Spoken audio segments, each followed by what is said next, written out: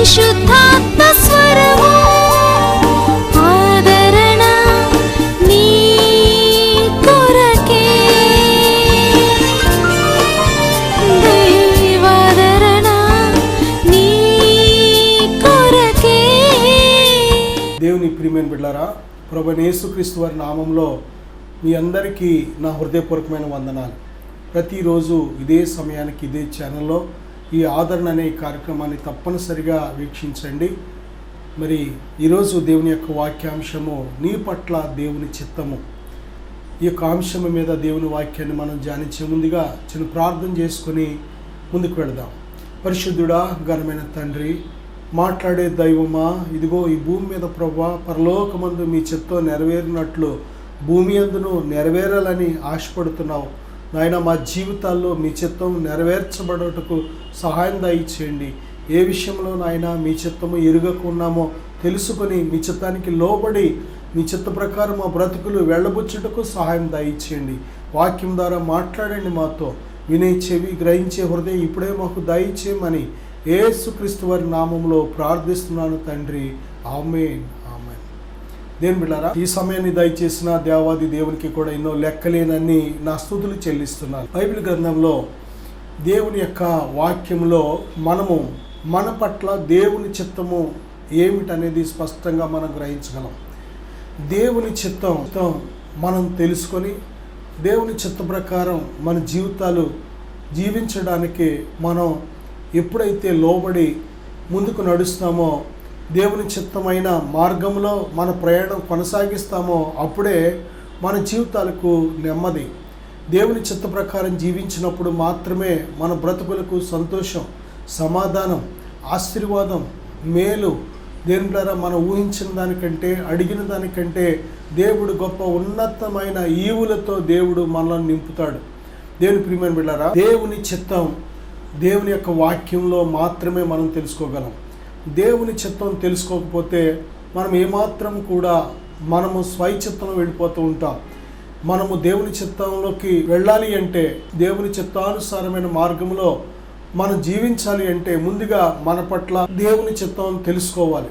దేవుని చిత్తం తెలుసుకోకుండా అడ్డుపడేది స్వైచిత్తం. స్వైచిత్తాన్ని మొదటిగా మనం సిలివేసినప్పుడు, ప్రియబిడ్డలారా, శరీర సంబంధమైన మనస్సును సిలివేసినప్పుడు, ప్రియబిడ్డలారా, లోక ఆచారము లేక లోక మర్యాద నిమిత్తమై మనం సిలివేయబడినప్పుడు మనము దేవుని యొక్క చిత్తాన్ని స్పష్టంగా గ్రహించగలం. అలాగే సాతాను యొక్క ఆలోచనలు కూడా మనం గ్రహించగలం. సాతాను యొక్క ప్రేరేపణ కూడా స్పష్టంగా గ్రహించగలం. ఎలాగంటే దేవుని యొక్క చిత్తానికి విరోధమైన ప్రతి ఆలోచన, ప్రతి కార్యము, ప్రతి విషయము కూడా దేవుని చిత్తానికి విరోధమైన ప్రతీదీ ప్రేరేపించేది శత్రువైన సాతాను అని ఖచ్చితంగా మనం చెప్పగలం. దేని బిడ్డలారా, రోమాపత్రిక 12వ అధ్యాయం 2వ వచనం కానీ మనం చూసినట్లయితే దేవుని చిత్తము మరి సంపూర్ణము, ఉత్తమము, అనుకూలమైనదని బైబిల్ చెప్తుంది. దేవుని చిత్తాన్ని మనం తెలుసుకోవాలంటే, ఈ లోక మర్యాదను అనుసరించక దేవుని చిత్తం తెలుసుకోవాలంటే మరి మన మనసు మారి రూపాంతరం అవటం వలన మాత్రమే దేవుని చిత్తం కనుగొనగలమని దేవుడు స్పష్టంగా చెప్తున్నాడు. దేని ప్రియబిడ్డలారా, అందుకే ప్రభు మారు మనసు పొందండి అని మొట్టమొదట ఎందుకు చెప్పారు అంటే, అది దేవుని రాజ్యం చేరాలి అన్నా, దేవుని బిడ్డలారా, మనం మారు మనసు కావాలి. అలాగే దేవుని చిత్తం తెలియాలి అన్నా, మనం ఎలాగ జీవించాలో, మరి ఎలాగా మనం ప్రవర్తించాలో, ఎలా నడుచుకోవాలో ప్రతీదీ కూడా దేవుని చిత్తము, దేవుని వాక్యము దేవుని చిత్తమై ఉన్నది. దేవుని వాక్యంలో దేవుని చిత్తాన్ని మనం స్పష్టంగా కనుగొనగలం. అయితే అది కనుగొనడానికి ముందు మన యొక్క మనసు మారాలి. మారు మనసు మనం పొందాలి. మారు మనసు పొందకుండా వాక్యాన్ని చదివినా అపార్థమవుతుంది. మారు మనసు పొందకుండా వాక్యాన్ని ధ్యానించినా అది దేని ద్వారా నీకు చాలా అనుమానాలను ఇస్తూ ఉంటుంది. చాలా ప్రశ్నలు వస్తూ ఉంటాయి. ఇదేంటి, ఇది ఎలా రాజబడింది, ఇదేంటి, దేవుడు ఇలాగ ఎందుకు చెప్పాడు, ఇలాగ ఎందుకు జరిగింది అని అనేక రకాల సందేహాలు, అనేక రకాల ప్రశ్నలు వస్తూ ఉంటాయి. ఎప్పుడు అంటే నువ్వు మారు మనసు పొందకుండా చదివినప్పుడు. కానీ ఎప్పుడైతే మారు మనసు పొంది ప్రియబిడ్డ నీ పాపములను ఒప్పుకొని పశ్చాత్తపడినట్లయితే దేవుడు నమ్మదగిన దేవుడు గనుక ఆయన నీ ప్రతి పాపాన్ని క్షమించి తన రక్తముతో కడిగి నీకు మారు మనసు దయచేస్తాడు. పశ్చాత్తాపం అనేది లేకుండా మారు మనసు పొందడం అసాధ్యం. మన గతించిన కాల జీవితంలో దేవుని బిడ్డలారా, దేవునికి విరోధంగా మనం జీవించిన ప్రతి పాపము, అవిధేయతను, ప్రతి విధమైన భక్తిహీనమైన క్రియలను మనం ఒప్పుకోవాలి. ఒప్పుకొని పశ్చాత్తాపడాలి. పశ్చాత్తాపడి విడిచిపెట్టాలి. ఈ మూడు చాలా తప్పనిసరి. ఒకటి, మనము పాపులమని ఒప్పుకోవాలి. రెండవదిగా ఆ పాపాన్ని గురించి పశ్చాత్తాపడాలి. మూడవదిగా విడిచిపెట్టాలి. దేని బిడ్డలారా, ఎప్పుడైతే ఈ మూడు మనం జరిగిస్తామో యేసు రక్తం మనలను మన ప్రతి పాపము నుండి విడిపిస్తుంది. మన మనస్సాక్షిని కడిగి, దేని బిడ్డలారా, మనస్సాక్షికి కల్మషం తోచుకుంటున్నట్లు మరి గొప్ప పరిశుద్ధమైన మనస్సాక్షిని మనకు యేసుక్రీస్తు ప్రభువారి రక్తం దయచేస్తుంది. మరి యేసయ్య రక్తం చేత కడగబడి నూతన పరచబడిన మారు మనసు కలిగిన మనసులతో మనం దేవుని చిత్తాన్ని స్పష్టంగా మనం తెలుసుకోగలం. ఈరోజు చాలామంది ఫోన్ చేసి, ఏమండి మా పట్ల దేవుని చిత్తం ఏంటి, లేక పలానా విషయం మేము ఇలా చేద్దాం అనుకుంటున్నాం, ఇది దేవుని చిత్తమా కాదా అని చాలామంది దైవజనులను అడుగుతూ ఉంటారు. దేవుని బిడ్డలారా, దైవజనులను దేవుని చిత్తం ఏంటి అడిగే మనం బలహీనమైన స్థితిలో ఉండకూడదు. ప్రతి ఒక్కరూ దేవుని బిడ్డలారా, ప్రతి ఒక్కరు కూడా దేవునితో ముఖాముఖిగా ఒక చక్కటి సహవాసం సంబంధం కలిగినప్పుడు ప్రతి ఒక్కరితో దేవుడు మాట్లాడి తన చిత్తాన్ని బయలుపరిచే దేవుడు. మనం ఇతరుల మీద ఆధారపడి ఇతరులను అడిగి తెలుసుకొని దేవుని బిడ్డలారా అలా ముందుకు వెళ్ళడం ఏమాత్రం అది మంచిది కాదు. ఎందుకంటే కొన్నిసార్లు దేవుడు నీతో స్పష్టంగా ప్రత్యక్షంగా మాట్లాడితేనే నీకు నీ యొక్క ప్రయాణంలో నిలబడగలుగుతావు. అదే దేవుని చిత్తాన్ని మరి సేవకుల ద్వారానో ఇతరుల ద్వారానో నువ్వు కనుగొన్నట్లయితే ఆ యొక్క కొన్ని పరిస్థితుల్లో నువ్వు నిలబడలేవు. దేవునితో నీకు ముఖాముఖి సంబంధం కలిగినప్పుడు మాత్రమే అన్ని పరిస్థితుల్లో, కొన్నిసార్లు పరీక్షలు వస్తాయి, కొన్నిసార్లు శోధనలు వస్తాయి, కొన్నిసార్లు శ్రమలు వస్తాయి, కొన్నిసార్లు ఇబ్బందులు వస్తాయి, కొన్నిసార్లు ప్రతికూలమైన పరిస్థితులు ఎదురవుతాయి. జీవిత ప్రయాణం ఎప్పుడు కూడా ఒకేలాగా ఉండదు. కాబట్టి అన్ని పరిస్థితుల్లో నువ్వు నిలబడాలి అంటే తప్పనిసరిగా దేవుని నుంచే స్పష్టమైన ప్రత్యక్షతను కలిగి ఉండాలి. నీ పట్ల దేవుడు ఏ చిత్తం కలిగి ఉన్నాడో ఆ చిత్తాన్ని నువ్వే దేవుని నుంచి స్వయంగా తెలుసుకునే వ్యక్తిగా నువ్వు ఉండాలి. దేవుని బిడ్డలారా, యోసేపు జీవితంలో తన పట్ల దేవుని చిత్తం దేవుడు బయలుపరిచాడు. ఏ విధముగా తనను ఆశీర్వదించబోతున్నాడో, హెచ్చించబోతున్నాడో, ఆశీర్వదించబోతున్నాడో దేవుని బిడ్డలారా దేవుడు ముందుగానే దర్శనమిచ్చి తన పట్ల దేవుని చిత్తం దేవుడు బయలుపరిచాడు. కాబట్టి గోతులో ఉన్న ఎక్కడా డిస్కరేజ్ అవ్వలేదు, నిరుత్సాహపడలేదు. జైల్లో ఉన్న లేని నిందలు వచ్చినా, అవమానం వచ్చినా, వెట్టి చాకరీ చేసినా ఎక్కడ నిరుత్సాహపడలేదు. కారణం ఏంటంటే తనకు దేవుడిచ్చిన ఒక దర్శనం ఉంది. దర్శనం లేని చోట ప్రజలు నశిస్తారని బైబిల్ చెబుతుంది. కాబట్టి దర్శనం ఉంటే దేని బిడ్డారా, ఈ లోకంలో ఏమి ఉన్నా ఏమి లేకపోయినా అన్నీ నువ్వు ఒక దినాన కలిగి ఉంటావు. దర్శనము లేని జనులే నశిస్తారు, దర్శనము లేని జనులే పడిపోతారు, దర్శనము లేని జనులే మరి దేవుని విడిచిపెట్టేస్తూ ఉంటారు. కానీ దర్శనం కానీ నువ్వు పొందుకున్నట్లయితే, దర్శనం అంటే నీ పట్ల దేవుని ప్రణాళిక, దర్శనం అంటే నీ పట్ల దేవుని చిత్తం. ఇదే దేని బిడ్డలారా, అటువంటి దేవుని చిత్తాన్ని నువ్వు కనుగొన్నప్పుడు నీ ప్రయాణం అంతా కూడా చాలా ధైర్యంగా ఉండగలుగుతావు. దేవుని చిత్తం నీ పట్ల నెరవేరుతుంది. నా సహోదరుడా, సహోదరి, దేవుని యొక్క వాక్యంలో మనం చూసినట్లయితే మత్తయి సువార్త 18వ అధ్యాయం 14వ వచనంలో అందరూ రక్షించబడాలి అనేది దేవుని చిత్తం. అందరూ అంతటా రక్షించబడాలి. అందరూ అంతటా, మన కుటుంబంలో ఎంతమంది ఉన్నామో అందరూ కూడా రక్షించబడాలి. రక్షణ అంటే నిజమైన సత్యాన్ని నువ్వు తెలుసుకోవడం, నిజమైన దేవుని నువ్వు తెలుసుకోవడం, పాపపు బంధకాల నుంచి విడిపించబడడం, శాపపు బంధకాల నుంచి విడిపించబడడం, లోక మాలిన్యం నుంచి విడిపించబడడం, శరీర సంబంధమైన క్రియల మీద సంపూర్ణమైన విజయాన్ని కలిగి ఉండడమే రక్షణ. శత్రువైన సాతాన్ని పూర్తిగా అన్ని విషయాల్లో జయించి జయ జీవితాన్ని జీవించడమే రక్షణ. ప్రియబిడ్డలారా, ఈ రక్షణ అనేది ఎంతమంది మనం పొంది ఉన్నాం? రక్షణ పొందకుండా ఓడిపోయిన జీవితాలు ఎంతమంది జీవిస్తున్నారో, ఎంతమంది శరీర సంబంధమైన కార్యాలకు లోనైపోయి బ్రతుకుతున్నారో, కొంతమంది లోకంలో కలిసిపోయి లోకానుసారంగా బ్రతుకుతున్న వారు ఎంతోమంది, కొంతమంది సాతానికి బందీలై సాతాను ఏజెంట్ల కింద సాతాను యొక్క మరి సాధనాలుగా బ్రతుకుతున్న వారు ఎంతోమంది. నా సహోదరుడా, నువ్వు దేవుని యొక్క దాసుడిగా, దేవుని శిష్యుడిగా, దేవుని కుమారుడిగా జీవించడం కంటే గొప్పదేమీ లేదు. బైబిల్ చెప్తుంది మనము రక్షించబడాలి, ఇది దేవుని చిత్తం. మన ఆత్మ రక్షించబడాలి. ప్రభువైన యేసుక్రీస్తు వారు ఈ లోకానికి వచ్చిన ప్రాముఖ్యమైన ఉద్దేశం ఏంటంటే లూకాసు వార్త 19:10 దేవుని బిడ్డలారా, నశించిపోయిన మన ఆత్మలను రక్షించడానికి ప్రభువారు మనుష్య కుమారుడిగా శరీరధారిగా ఈ లోకానికి వచ్చారు. ప్రియ బిడ్డలారా, నశించిపోయిన మన ఆత్మ, మన పాపములను బట్టి, మన అపరాధములను బట్టి మన ఆత్మ నశించిపోయింది. ఈ నశించిపోయిన ఆత్మ ఎలా రక్షించబడుతుంది? దేవుని బిడ్డలారా, ఎలాగ బ్రతుకుతుంది అంటే యేసుక్రీస్తు ప్రభు అనే నిత్య జీవదాతను తెలుసుకున్నప్పుడు, ప్రభు అనే యేసుక్రీస్తు నందు విశ్వాసం ఇచ్చినప్పుడు ఈ నిత్య జీవాన్ని మనం పొందుకుంటున్నాం. మన ఆత్మలో జీవాన్ని మనం కలిగి ఉంటున్నాం. కనుక ఇంత గొప్ప రక్షణను మనం నిర్లక్ష్యం చేసినట్లయితే తప్పించుకోలేం. రేపొద్దున దేవుడు ఒక దినాన లెక్క అడుగుతాడు. దేవుని యొక్క సువార్త నీ చెవికి వినబడినా నువ్వు ఎందుకు అంగీకరించలేదు అని దేవుడు అడుగుతాడు. ఏ కారణమైనా నువ్వు చెప్పవచ్చు, పలానా కారణం చేత నేను వినలేదండి, నాకు ఇష్టం లేదండి, లేక నాకు నచ్చలేదు, లేకపోతే నాకు అర్థం అవ్వలేదు, లేకపోతే ఏ కారణం చేత అయినా సరే ఈ సువార్త నువ్వు ఎందుకు విని ఎందుకు రక్షించబడలేదని దేవుడు అడిగినప్పుడు నా సహోదరుడు ఏమని చెప్తావు? నా సహోదరి, దేవుని సింహాసనం ముందు, న్యాయాధిపతి అయిన దేవుని ముందు మనం నిలబడగలమా? దేవుడు మనల్ని ప్రేమించి ఇంత ఉన్నతమైన విలువైన జీవితాన్ని దేవుడు మనకి ఇచ్చాడు. ఈ జీవితాన్ని నీ ఇష్ట ప్రకారం జీవించమని కాదు, కానీ దేవుడు మేలు కీడు రెండుని ముందు పెట్టాడు. మేలును కోరుకొని జీవిస్తావని, మరణము జీవము రెండుని ముందు పెట్టాడు.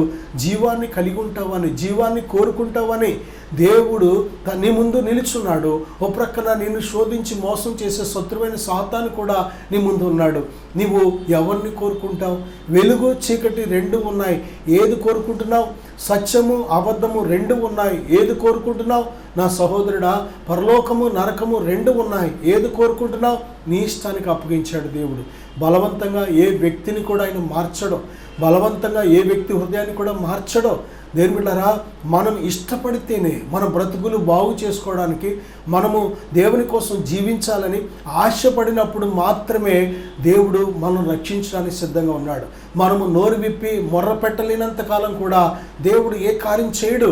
మన హృదయంలో నిజంగా ఇష్టపడితే, మన హృదయంలో నిజంగా నమ్మితే మన నోటితో అడుగుతాం, ప్రభువా నన్ను రక్షించు, ప్రభువా నన్ను స్వస్థపరచు, ప్రభువా నన్ను విడిపించు, ప్రభువా నన్ను లేవనెత్తు, ప్రభువా నా పాపాన్ని క్షమించు, ప్రభువా నాకు నెమ్మది దయచని నోరు విప్పి అడుగుతావు. హృదయంలో లేనిదే నువ్వు నోరు విప్పి అడగలేవు. కొన్నిసార్లు హృదయంలో లేకుండా నోరు విప్పి అడిగినా సరే జవాబు రాదు. ఎందుకంటే మనస్పూర్వకమైన ప్రార్థనకు దేవుడు జవాబిచ్చే దేవుడు, కానీ పైపైన పెదాల మీద మాట్లాడే ప్రార్థనకు జవాబు రాదు.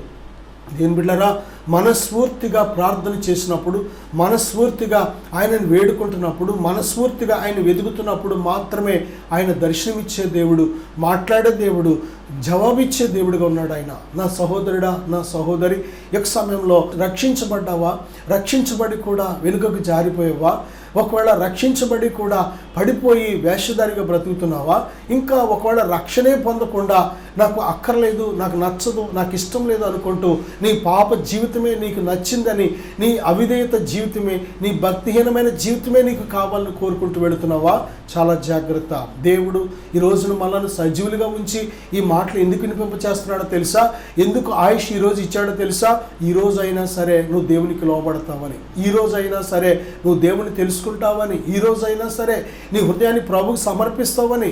దేవుని ప్రియమైన బిడ్డలారా, మనము రక్షించబడాలి. నరకాన్ని తప్పించుకొని నిత్యరాజ్యానికి మనం స్వతంత్రం అవ్వాలి. ఆ రాజ్యానికి చేర్చే ప్రభునందు విశ్వాసం ఉంచాలి. ప్రియబిడ్డలారా, ఈ లోకంలో ఎన్నో విశ్వాసాలు ఉండొచ్చు, కానీ అన్ని విశ్వాసాలు రక్షించేవి కాదు. బైబిల్ చెప్తుంది, దేవుని యొక్క వాక్యాన్ని వినుట వలన విశ్వాసం కలుగుతుంది. ఆ యొక్క విశ్వాసమే నిన్ను రక్షిస్తుంది. దేవుని మాటలు ఆలకించు, దేవుని మాటలు ధ్యానించు, దేవుని మాటలకు లోబడు. తప్పనిసరిగా దేవుడు ప్రేమ కలిగిన దేవుడు, నిన్ను రక్షించడానికి సిద్ధంగా ఉన్నాడు ఆయన. రెండవదిగా మనం చూసినట్లయితే యోహాను సువార్త 6:41 నిత్య జీవము పొందాలి. మనమందరం కూడా ఏ ఒక్కరు నశించిపోకుండా అందరూ నిత్య జీవము పొందాలి. మొదటిగా ఇందాక చూసాం, రక్షించబడాలి. రెండవదిగా నిత్య జీవం పొందాలి. ప్రియబిడ్డలారా, దేవుడు ఏదెను తోటలో జీవవృక్ష ఫలాల చెట్టును సృష్టించడంలో, దాన్ని పుట్టించడంలో, దాన్ని ఏర్పాటు చేయడంలో మొట్టమొదటి దేవుని ఉద్దేశం ఏంటంటే మనం అందరము కూడా ఎల్లప్పుడూ జీవించాలి. ఈరోజు మనుషులు ఎల్లప్పుడూ ఎందుకు జీవించలేకపోతున్నారు తెలుసా? కేవలం దేవుని మాట వినక, దేవుని ఆజ్ఞను అతిక్రమించటం వలన. ఆజ్ఞ అతిక్రమమే పాపము, పాపము వలన వచ్చే జీతం మరణం. ప్రియబిడ్డలారా, నిజమే, ఇటువంటి మరణం నుండి తప్పించడానికి దేవుడు మళ్ళీ ఈ లోకానికి రావాల్సి వచ్చింది. ఆయన మన ఆది తల్లిదండ్రులైన ఆదాము అవ్వ ఆ రోజు ఆజ్ఞను అతిక్రమించకుండా వారు జీవవృక్ష ఫలాలు కానీ తిన్నట్లయితే ఈ రోజుని యేసుక్రీస్తు ప్రభువుగా మానవ శరీర ఆకారంతో దేవుడు ఈ లోకానికి రావాల్సిన పని లేదు. కానీ ఎందుకు వచ్చిందో తెలుసా? ఆ రోజు మానవుడికి దేవుడిచ్చిన స్వతంత్రతను మానవుడు దుర్వినియోగం చేసుకున్నాడు. దేవుడు మానవుడికి ఇచ్చిన ఆ గొప్ప ఉన్నతమైన ఫ్రీడమ్ని దుర్వినియోగం చేసుకున్నాడు. తప్పుడు నిర్ణయం చేశాడు, తప్పుడు ఆలోచన చేశాడు. దేవుని బిడ్డలారా, నమ్మవలసిన దేవుని నమ్మకూడని శత్రువైన సాతాన్ని నమ్మి ఏం చేశాడు అంటే తప్పుడు నిర్ణయం చేశాడు. ఆ తప్పుడు నిర్ణయమే ఈరోజు సమస్త మానవాళికి కూడా మరణాన్ని తెచ్చిపెట్టింది. అందుకే మనం పాపం చేయకపోయినా, పాపం అనేది ఏ మనిషి చేయకపోయినా మరణం అనేది అందరి మీద ఏలుబడి చేస్తుంది. కారణం ఏంటంటే ఆ రోజు ఆది తల్లిదండ్రులైన మరి ఆదాము అవ్వ చేసిన ఆ పాపము. ఎందుకంటే మనమందరము కూడా వారు పాపం చేసినప్పుడు వారి గర్భంలో మనం ఉన్నాం కనుక, దేవుని బిడ్డలారా, వారు పాపము చేసిన తర్వాతే మనలను కన్నారు కనుక వారిలో నుంచి ఈ పాపపు స్వభావం అంటే సర్ప స్వభావం అనేది మనందరిలోకి వచ్చింది. నా సహోదరుడా, సహోదరి, దేవుడు నిన్ను ప్రేమిస్తున్నాడు. శాశ్వతమైన ప్రేమతో నిన్ను ప్రేమిస్తున్నాడు కనుక నువ్వు నశించిపోవడం దేవునికి ఇష్టం లేదు. అందుకే బైబిల్ చెప్పింది, దేవుడు లోకమును ఎంతో ప్రేమించెను కాగా ఆయన తన అద్వితీయ కుమారునిగా పుట్టిన వాని యందు విశ్వాసం ఉంచు ప్రతివాడు నశింపక నిత్య జీవము పొందినట్లు ఆయనను అనుగ్రహించాడు. ప్రియబిడ్డ, యేసునందు విశ్వాసం ఉంచిన వాడు నిత్య జీవం గలవాడు. యేసును ఎందుకు నమ్ముకోవాలి అంటే, దేవుని బిడ్డలారా, ఆ నరకాన్ని తప్పించుకోవాలి అంటే, ఆ యొక్క జీవాన్ని పొందుకోవాలి అంటే, ఆ తీర్పు నుండి తప్పించబడి ఆ నిత్య రాజ్యంలో మన ఆత్మ నిత్యము ఆ యొక్క నిత్యత్వంలో ఉండాలి అంటే ఒకే ఒక్క మార్గం. ప్రభు చెప్తున్నారు కదా, నేనే మార్గము, సత్యము, జీవము, నా ద్వారానే తప్ప ఎవడనూ తండ్రి యొద్దకు రాడు. దేని ప్రియబిడ్డ, మానవ శరీర ఆకారంలో మనుష్య కుమారుడిగా వచ్చిన ప్రభుని యేసుక్రీస్తు వారు ఒక్కరే మార్గము, సత్యము, జీవము. ఆయన యందు విశ్వాసం ఉంచినప్పుడు ఆయన మరణాన్ని గెలిచి తిరిగి లేచిన సజీవుడిగా ఉన్నాడు. ఆయన నా బ్రతుకుని మార్చిన యేసయ్య, ఆయన సజీవుడిగా ఉండి నన్ను దర్శించిన యేసయ్య. ప్రియబిడ్డ, నీ జీవితాన్ని కూడా దర్శించగలడు, నిన్ను కూడా లేవనెత్తగలడు, నిన్ను కూడా బాగు చేయగలడు, నిన్ను కూడా ఆయన బిడ్డగా అంగీకరించి ఒక గొప్ప పాత్రగా నిన్ను వాడుకోగలడు. నా సహోదరుడా, నా సహోదరి, మనందరం కూడా నిత్య జీవము పొందాలనేదే దేవుని యొక్క చిత్తము. మూడవదిగా మనం చూస్తే దెస్సలోనికలు రాసిన మొదటి పత్రిక 4వ అధ్యాయం 3వ వచనం మనం చూస్తే మనందరము కూడా పరిశుద్ధులుగా ఉండాలి. ఇది దేవుని చిత్తం. దేవుని బిడ్డలారా, పరిశుద్ధత అనేది దేనికి సంబంధించింది? బైబిల్ చెప్తుంది, మనము ఆత్మలో పరిశుద్ధులుగా ఉండాలి, అంటే హృదయంలో పరిశుద్ధులుగా ఉండాలి. రెండవదిగా మనము శరీరంలో పరిశుద్ధులుగా ఉండాలి. మూడవదిగా మన యొక్క ప్రవర్తనలో పరిశుద్ధులుగా ఉండాలి. ప్రియబిడ్డలారా, ఎందుకు హృదయంలో పరిశుద్ధత కావాలి అంటే, హృదయం అనేది దేవుడు నివసించే దేవాలయం.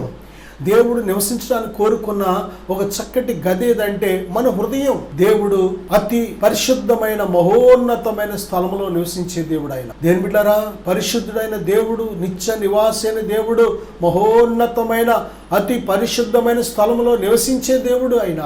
రెండవదిగా ఆయన ఎక్కడ నివాసం చేస్తున్నాడో తెలుసా? మత్తయి సువార్త 18వ అధ్యాయం 19-20 వచనాలు మనం చూసినట్లయితే, ఆయన నామంలో 2-3 ఎక్కడ కూడిందరో అక్కడ వారి మధ్య నివాసం ఉంటున్నాడు. మూడవదిగా మన దేహంలో నివాసం ఉంటున్నాడు ఆయన, మన హృదయాల్లో నివాసం ఉంటున్నాడు. దేవుని బిడ్డలారా, కొరింథీయులకు రాసిన మొదటి పత్రిక 3వ అధ్యాయం 16వ వచనం చూస్తే, మీ దేహము దేవుని ఆలయమై ఉన్నదనియు దేవుని ఆత్మ మీలో నివసించుచున్నాడని మీరు ఎరుగరా? నిజమే, నీకు తెలీదా? నీ దేహము దేవుడు నివసించే దేవాలయం కనుక నీ దేహములో పరిశుద్ధత కావాలి, నీ హృదయంలో పరిశుద్ధత కావాలి, నీ ప్రవర్తనలో పరిశుద్ధత కావాలి, నీ చూపులో పరిశుద్ధత కావాలి, నీ మాటల్లో పరిశుద్ధత కావాలి, నీ నడకల్లో పరిశుద్ధత కావాలి.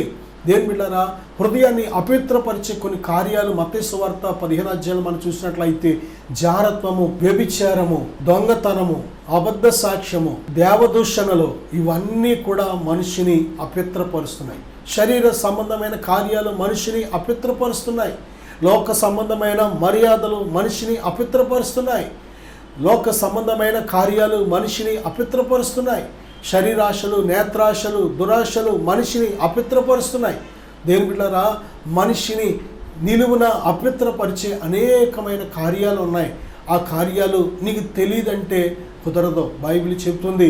దేవుని బిడ్డలారా, నీ ఆత్మను అపవిత్రపరిచే కార్యాలేంటి, నీ యొక్క హృదయాన్ని అపవిత్రపరిచే కార్యాలేంటి, నీ దేహాన్ని అపవిత్రపరిచే కార్యాలు ఏంటి నువ్వు తెలుసుకోవాలి.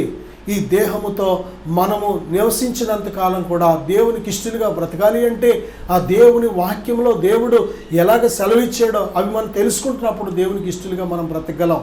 మనం ఏదైనా ఒక కారు కొన్నామనుకోండి, డబ్బు పెట్టి ఒక కారు కొన్నప్పుడు ఆ కారు ఎలాగ నడపాలి అనేది మనకు తెలియకపోతే ఆ కారుని ఎంతోసేపు క్షేమంగా ఉంచలేం. మన చేతులారా మనమే ఆ కారుని యాక్సిడెంట్ పాలు చేసేస్తాం. ఆ కారు మళ్ళీ రెండోసారి ఎందుకు ఉపయోగపడకుండా చేసేస్తాం. కారణం ఏంటంటే ఆ కారు ఎలాగ నడపాలో తెలీదు, ఆ డ్రైవింగ్ రాదు, ఆ బ్రేక్ ఎలాగ వాడాలి, క్లచ్ ఎలాగ వాడాలి, యాక్సిలరేటర్ ఎలా వాడాలి, ఆ స్టీరింగ్ ఎలా తిప్పాలి అది నీకు తెలియకపోతే కారు నీ చేతిలో ఎంతోసేపు క్షేమంగా ఉండదు. నీ జీవితం కూడా అంతే. నీ దేహం దేవుని దేవాలయం అనే జ్ఞానం నీకు లేకపోతే ఆ దేవాలయమైన దేవుడు నివసించే దేవాలయమైన ఈ దేహాన్ని ఉత్తినే త్రాగుడు ద్వారా నాశనం చేసేస్తావు. సిగరెట్లు చుట్టల ద్వారా నాశనం చేస్తావు, పాన్ పరాగుల ద్వారా నాశనం చేస్తావు, వ్యభిచార క్రియల ద్వారా, అపవిత్రమైన క్రియల ద్వారా నాశనం చేస్తావు. చూడకూడని చూస్తూ నీ కళ్ళుని నాశనం చేస్తావు. అపవిత్రమైన మాటలు మాట్లాడుతూ నీ నోటిని నాశనం చేస్తావు. అపవిత్రమైన వింటూ నీ చెవులను నాశనం చేస్తావు. అపవిత్రమైన ఆలోచనలు పెట్టుకుని నీ హృదయాన్ని నాశనం చేస్తావు. నీ దేహము యొక్క విలువ నీకు తెలియకపోతే, నీ ప్రాణం విలువ నీకు తెలియకపోతే ఆ ప్రాణాన్ని ఉత్తినే పోగొట్టేసుకుంటావు. ప్రియబిడ్డ, ఈరోజు ఎంతోమంది యవ్వన బిడ్డలు ఎన్ని రకాల ప్రమాదాలకు చేతులారా మరి వారు ప్రమాదాలు తెచ్చుకొని వారి ప్రాణాలు పోగొట్టుకున్నారు. కారణం వారికి ప్రాణ విలువ తెలియట్లేదు. ప్రియబిడ్డలారా, ప్రాణము చాలా విలువైనది. ఒకడు లోకమంతా సంపాదించి తన ప్రాణం పోగొట్టుకుంటే వాడికి ప్రయోజనం ఏంటి? కాబట్టి నీ ప్రాణం విలువ నీకు తెలియాలి, నీ దేహం విలువ నీకు తెలియాలి, నీ ఆత్మ విలువ నీకు తెలియాలి. బైబిల్ చెబుతుంది, మొన్నైనది వెనుకటి వల్లే మంటికి చేరును, ఆత్మ తన్ను దయచేసిన దేవుని యొద్దకు చేరును. ప్రియబిడ్డలారా, నీ ఆత్మ ఒక దినాన ఈ లోకం విడిచిపెట్టిన తర్వాత దేవుని యొద్దకు వెళ్ళడానికి సిద్ధంగా ఉందా? దేవుడు కోరుకుంటున్నట్టు యోగ్యమైన మరి ఆత్మగా నువ్వు జీవిస్తున్నావా? ప్రభువైన యేసుక్రీస్తు వారు సిలువలో చివరిలో పలికిన మాట ఏంటో తెలుసా? తండ్రి, నా ఆత్మను నీ చేతికి అప్పగిస్తున్నాను. నిజమే, నువ్వు ఎలాగ అప్పగించాలి? దేవుడు నీకు ఇచ్చినప్పుడు ఎలాంటి ఆత్మ ఇచ్చాడు, నువ్వు ఆయనకు అప్పగించినప్పుడు ఎలాగ తయారు చేసి అప్పగిస్తున్నావు? మాపేసి బురదలో మాపేసి మట్టిలో మాపేసి రకరకాల మచ్చలతో నింపేసుకొని నీ ఆత్మను దేవునికి అప్పగిస్తే దేవుడు లెక్కడుగుతాడు. అందరికీ యథార్థమైన హృదయాన్ని దేవుడు ఇస్తున్నాడు. దేవుని బిడ్డలారా, కానీ మనమే మనుషులందరికీ దేవుడు ఇచ్చినప్పుడు యథార్థమైన హృదయం దేవుడు మనకి ఇస్తున్నాడు. కానీ మనమే వాటిని నాశనం చేసుకుంటున్నాం, వివిధమైన తంత్రాలు కల్పించుకొని పాడు చేసుకుంటున్నాం. దేవుడు ప్రేమ కలిగిన దేవుడు ఎందుకు దినదినము మనకు ఆయుష్ ఇస్తున్నాడో తెలుసా? ఇప్పుడైనా సరే మన క్రియలు మార్చుకుంటామని, ఇప్పుడైనా సరే మన బ్రతుకులను బాగు చేసుకుంటామని, ఇప్పుడైనా జీవం కలిగిన ఉన్నవాడు అనువాడైనా దేవుని యందు భయభక్తులు నిలిపి పాపాన్ని విడిచిపెడతామని. ప్రియబిడ్డలారా, ఆ తీర్పులోకి వెళ్ళి మనం నరకానికి వెళ్లకుండా ఉండినట్లు ప్రతిరోజు దేవుడు మనకు అవకాశం ఇస్తున్నాడు. ప్రియబిడ్డ, నేను మీకోసం చిన్న ప్రార్థన చేస్తాను. విశ్వాసంతో ఏకీవిద్దాం. తండ్రి, ఈ ప్రార్థనలో ఏకీవిస్తున్న ప్రతి బిడ్డను ఇప్పుడే దర్శించండి ప్రభువా, ఇప్పుడే మాట్లాడండి తండ్రి. ఇదిగో నాయన, మీ చిత్తము మేమందరం రక్షించబడాలనేది మీ చిత్తం ప్రభువా. ప్రభువా, ఇదిగో ఇంకా రక్షణ లేకుండా ఉన్నామా? ఇంకా పాపాన్ని విడిచిపెట్టకుండా పాప క్షమాపణ నిమిత్తము నాయన మీరు ఏమి చేయమన్నారో అది చేయకుండా మేము ఉన్నామా? ఒక్కసారి దర్శించండి ప్రభువా. కొంతసేపు కనబడంతలో మాయమైపోయే ఆవిరి వంటి వారం తండ్రి, ఇప్పుడే నాయన మీ చిత్తము నీ బిడ్డల జీవితాల్లో జరుగునుగాకని ప్రార్థిస్తున్నాను. తండ్రి మీ యొక్క చిత్తము నీ బిడ్డల జీవితాల్లో నెరవేరకుండా అడ్డగిస్తున్న ప్రతి ఆటంకం కూడా ఇప్పుడే తొలగిపోవని గాక నేను ఆజ్ఞాపిస్తున్నాను. ఇదిగో రక్షణ పొందకుండా, పరిశుద్ధంగా జీవించకుండా, మీ మార్గంలో నడవకుండా అడ్డగిస్తున్న ప్రతి ఆటంకం, కఠినపరుస్తున్న ప్రతి కఠినత్వం యేసుక్రీస్తు నామములో విడిచి పొమ్మని ఆజ్ఞాపిస్తున్నాను. తొలగిపోవునిగాక ఆజ్ఞాపిస్తున్నాను. తండ్రి, మీ రక్షణ ప్రతి ఒక్కరికి కలుగునిగాక. కుటుంబంలో ఇంకా రక్షణ పొందకుండా ఉన్న బిడ్డలకు రక్షణ కలుగునిగాకని ప్రార్థిస్తున్నాను. వారి హృదయాలు కరుగునుగా తండ్రి ఇప్పుడే ప్రభువా బలపరచండి నాయన. ఇంకా ప్రభువా ఎవరైతే అపవిత్రతలో ఉన్నారో వారి అపవిత్రత నుంచి వారికి విడుదల కలుగునిగాకని ప్రార్థిస్తున్నాను. ప్రతి బంధకాల నుంచి యేసుక్రీస్తు నామంలో విడుదల కలుగునిగాకని ప్రార్థిస్తున్నాను. తండ్రి వందనాలు నాయన. హృదయపూర్వకంగా ఎవరైతే రక్షణ కోరుకుంటున్నారో వారికి మీరు రక్షణ దయచేయడానికి ఇప్పుడే మీరు సిద్ధంగా ఉన్నందుకు వందనాలు తండ్రి. మాట్లాడిన ప్రతి మాట వారి హృదయాలు భద్రపరచుకునేటకు సహాయం దయచేయండి. విన్న మాటలకు లోబడి వాటి ప్రకారం జీవించటకు సహాయం దయచేయండి. మీరు మెచ్చుకునే విధంగా, మీరు సంతోషించే విధంగా మా బ్రతుకులు ఉండటకు సహాయం దయచేయమని యేసు నామములో ప్రార్థిస్తున్నాను తండ్రి. ఆమేన్. God bless you.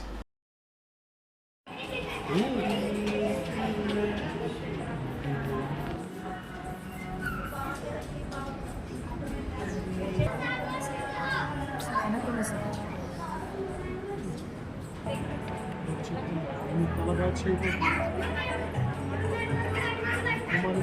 తలగా వాడుకోబోతుంది. శక్తికి మించిన ప్రయాణం దేవునికి తోడుగా ఉన్నారు కనుక ఈ పూర్తిగా రూపించడానికి 5 వర్గాల నుండి వచ్చారు.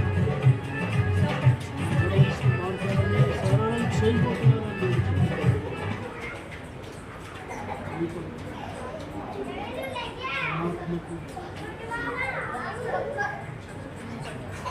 ఆత్మని మీద తోడుగా ఉంచి ఉన్నాను, ఆత్మ మీద ఉంచి ఉన్నానని తెలుసు, నేను మీద పండుగ ఉన్నానని తెలుసు. దేవునామానికి వందనాలు, సేవకులకు నా వందనాలు.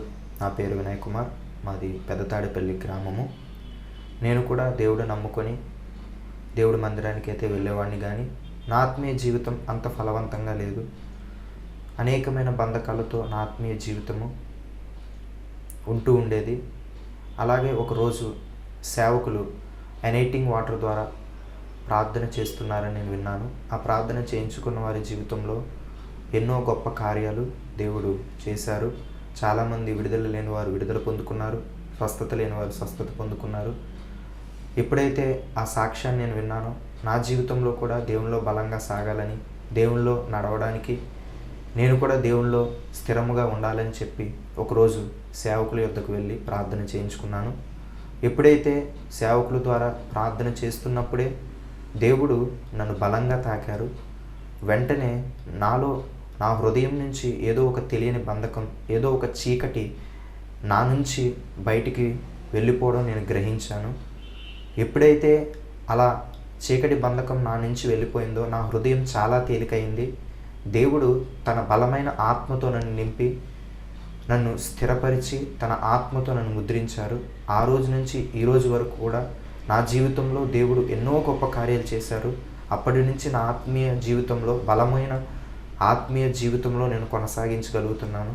దానికి కారణం ఆ రోజు సేవకుల ద్వారా నేను ప్రార్థన చేయించుకున్నప్పుడు దేవుడు సేవకుల్లో ఉండి సేవకుల ద్వారా తన ఆత్మతో నన్ను నింపి ఈరోజు ఇలా గొప్పగా ఉన్నతమైన స్థానంలో ఆత్మీయ స్థితిలో దేవుడు నన్ను నిలబెట్టారు. దేవుడు నా జీవితంలో చేసిన ఈ కార్యమును బట్టి దేవునికే సమస్త మహిమ, ఘనత, ప్రభావములు యుగయుగములు చెల్లునుగాక. సేవకులు కూడా నా ప్రత్యేక వందనాలు. Thank you. Praise the lord.